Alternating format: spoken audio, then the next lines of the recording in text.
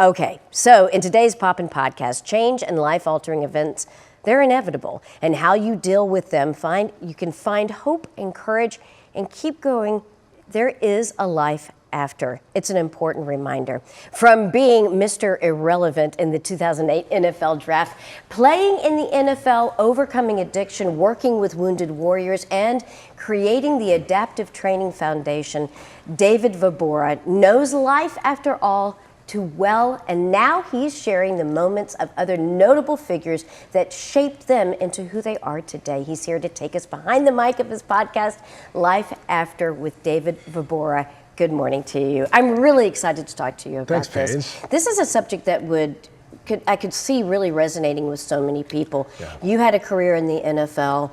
When that is over, there's a lot of questions that you ask, and same with so many others when they've spent so much time invested in something.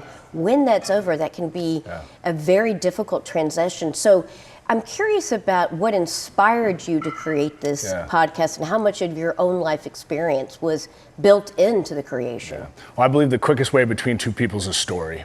And I think that when you share your story, the difficulties that you've gone through of these life-defining moments, it gives others the permission slip to do the same. And for me, it was an identity crisis, right? Like, who is David without football after being the last pick and becoming a starter? But then, my own transition where I was addicted to pain medication. It was readily available and it was the easiest thing, so I didn't have to answer that harder question. So it was definitely a lot of personal sort of direction through wanting to have these conversations to give people the opportunity to give others hope. I want to clarify a couple of things. The reason why I refer to you as Mr. Relevant, that's a common term for the last pick in the NFL draft. The honorable title. Yes, the honorable title, but then also talking a little bit about your addiction to painkillers. That is something that so many people struggle with. And as you said, you didn't have to really address those problems because you were medicating, you were self-medicating. So once you had to deal with it, then those realities probably hit pretty hard. Yeah, it's cool because I think that addiction is broad, and there's a whole lot of people that cope for different reasons. But I think that my guests also are not just sharing their story, they're sharing about what worked for them in their own difficult times, So real tools, real habits, real practices. And a lot of it grounds back to, again, sometimes things fall apart for new things to fall together. And these guests are getting vulnerable. I mean, that's the brilliant part, whether it's a, entertainment or celebrity, or if it's an athlete or a veteran transitioning, it's really about, again, what was it that they hung their hat on? Was it their faith? Was it the community that they found others that had experienced similar things? And then that draws the hope and hopefully the aspiration to find new opportunity to grow through, right? Not in spite of, but because of. And that's kind of the component of gratitude. Even though you're going through difficult things, it really can help shape the person who you will become. So I'm curious, you've had an opportunity to speak with a lot of different people on your podcast. Were there any notable standouts that you can share with us? Yeah, no, we've got the DOC, famous rapper here from Dallas, and his life-altering injury that stole his voice as he's one of the original members of NWA. We had Michaela Noble, a prosper cheerleader that endured a neck accident and became a quadriplegic.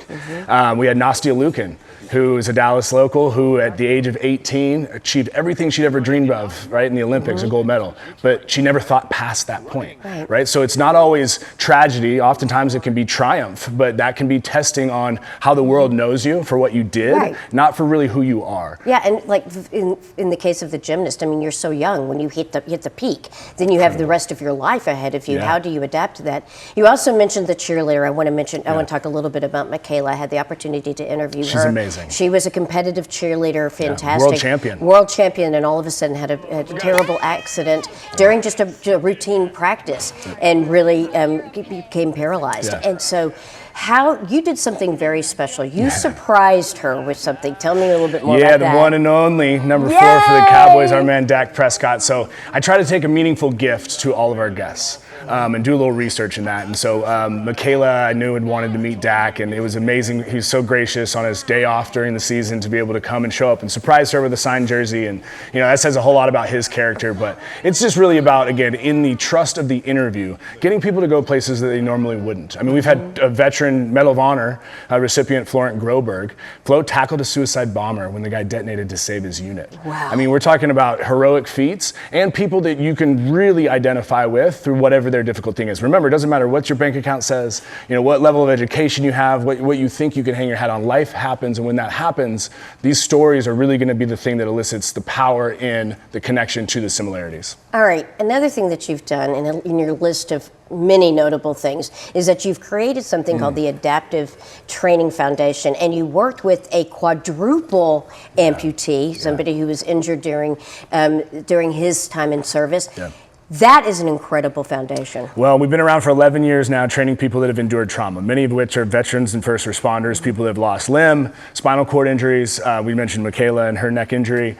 It's just about, again, it's about giving people the tools and habits in a new community, and finding the similarities, not the differences within those stories. And so it's all cost free. It's a 9-week training camp, and then we graduate them after 9 weeks and we send them on an adaptive ski trip, snowboard trip, surf trip. And that's really just to show them, again, a life outside the gym where they can train with purpose to find new opportunity, even though it looks different. But it's also really amazing because these athletes that have graduated my program, they have these extraordinary stories. They're going to be the ones that I'm going to also have on the podcast. So I promise you're going to be like mouth open while you're driving and listening to this podcast. Yeah, because you really do make sure that you're including people not only of notable types of celebrity status, but also people. Everybody has a story, and it's the inevitable that we're all going to face. And I appreciate you being here today. Well, every Wednesday we drop a new podcast. You can check it on YouTube. Life After Podcast with David Vobora. Thank you. All right. Well, you heard it. I appreciate that so much. Thank you, David.